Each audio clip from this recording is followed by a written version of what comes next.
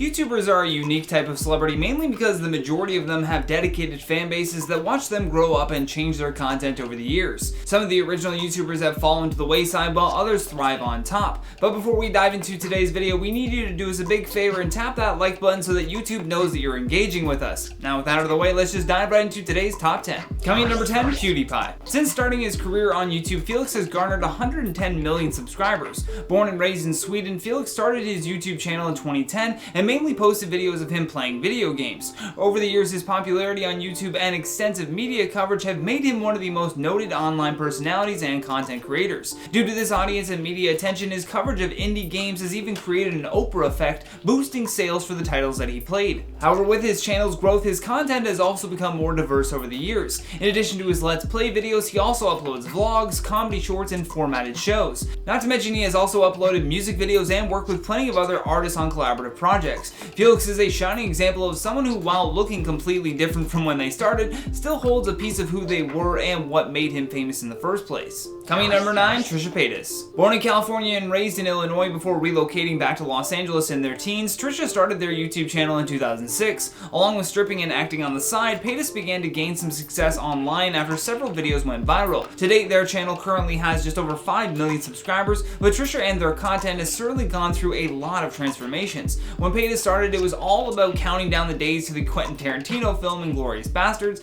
and reading out her raps and poems directed at Mr. Tarantino. Although now Trisha is not only co-hosting a podcast with Ethan Klein of H3H3, but she has also shifted her content into more comedy skits, music videos, vlogs, and controversial statements.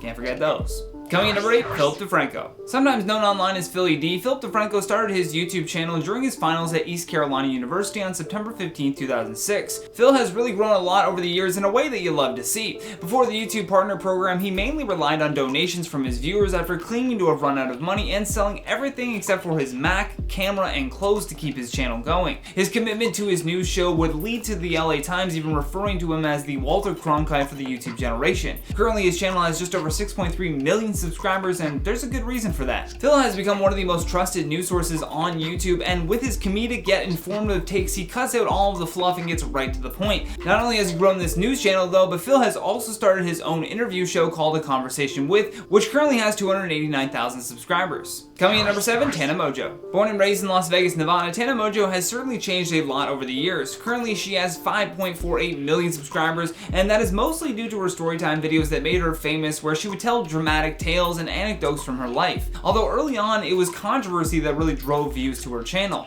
There was her fake marriage to Jake Paul, the disaster that was TanaCon, and of course her ongoing feud with her ex Bella Thorne. Despite letting thousands of her fans too wait outside in the burning heat at TanaCon after this failed event, she still has tons of followers, most of which have actually followed her as she transferred from YouTube content to more OnlyFans content instead, probably because that social media account, if you will, makes her a lot more money. Plus it also keeps her shenanigans private with her own audience, so who knows, maybe that's a good thing for everyone. Coming in number 6, Gabby Hannah. Gabby started her career on Vine under the name The Gabby Hannah Show, for which she would then start her YouTube channel under the same name a year later. Gabby became famous for her storytime videos as well, about her wild and at times dramatic life. Although by 2020, some old tweets of Gabby's caught up with her, and this really affected her YouTube channel. In fact, there has been a noticeable decline in her subscribers and an uptick in the dislikes on the videos because of this. However, Gabby seems less focused on creating content for her YouTube channel and more focused on her music career. In a tweet responding to the drama, Gabby said, "Hey guys, let's normalize growing, changing your mind, learning and being a better version of yourself each year you're alive. Let's stop normalizing going back through 10 years of somebody's life hoping you stumble upon a mistake to try and ruin their life."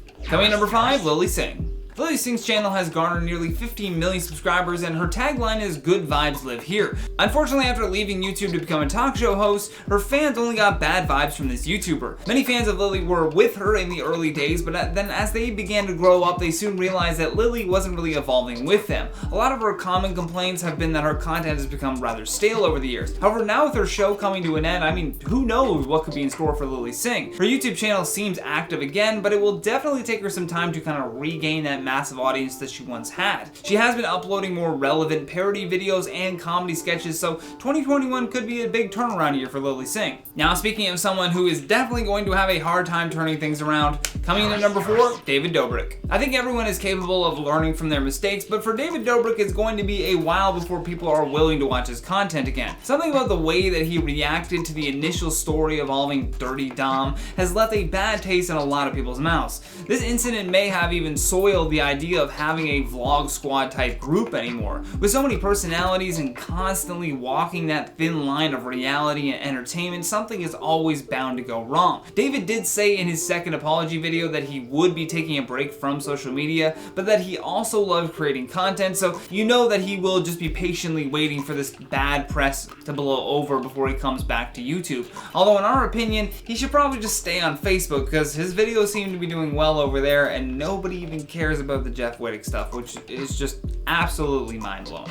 Coming in number 3, Jeffree Star. Jeffree Star has also always been considered a controversial figure, if you will, but when he took over the world of cosmetics, the stakes were even higher.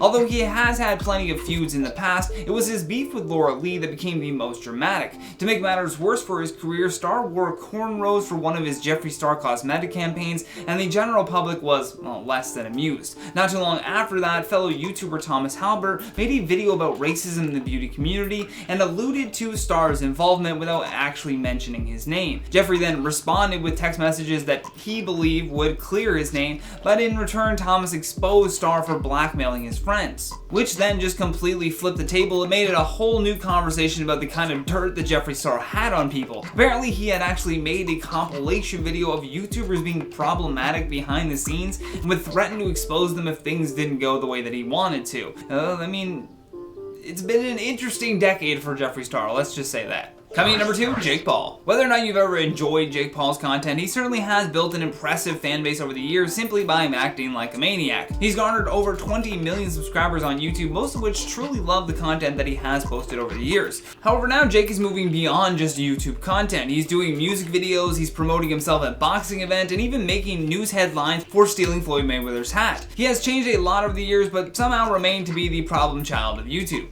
And last but certainly not least, coming in at our number 1 spot, Jenna Marbles. Jenna had been on YouTube for a very long time, and after multiple videos of hers blew up, she began garnering millions of subscribers, 20 million to be more precise. Although in a video titled A Message, Jenna addressed the controversy of her older content. She apologized for the video that she made impersonating Nicki Minaj in 2011 where she donned blackface and went on to say, "It was not my intention to do blackface. I do want to tell you how unbelievably sorry I am if I ever offended you by posting this video." In response to the outcry on the internet to have her canceled, Jenna archived the old videos and announced that she would be stepping away from the channel. She said that she doesn't know if it's going to be forever, but that she just wants to make sure that the things she's putting out in the world don't hurt anyone. That's fair.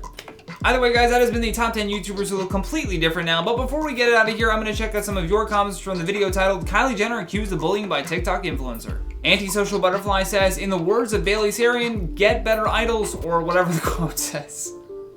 Hey, I'm always here for get better idols, and I would say don't ever idolize a celebrity, for any reason. G Flores says, anyone surprised by this? Kylie was eating McDonald's. I think the McDonald's part was more surprising. Caramello Bonbon says, of course she bullied her because she's a threat. I mean, seems right. I don't want to assume, but like, if Kylie saw someone as a threat, her bullying her, that makes sense. Do you know what I mean? Whatever. Seth freaking Rollins says, well, I can't say I'm shocked. Neither can I, really. I mean, I hope for better. You always hope for better, but not shocked. She was a kid then, also. Yeah, not shocking. Angela says, why am I not surprised? No one should be. I think this was like such an old story that it was just like, it could have been just stuff between high school kids. Again, why are we caring what people did when they were like 16? It just doesn't make any sense to me. Either way, guys, that has been today's video. Thank you so much for watching. I've been your host, Johnny Rogers, and until next time, stay classy, YouTube. That the things she puts out in the world aren't hurting anyone. Got it. Then we're out of here. She said that she doesn't know if it's for, oh my God.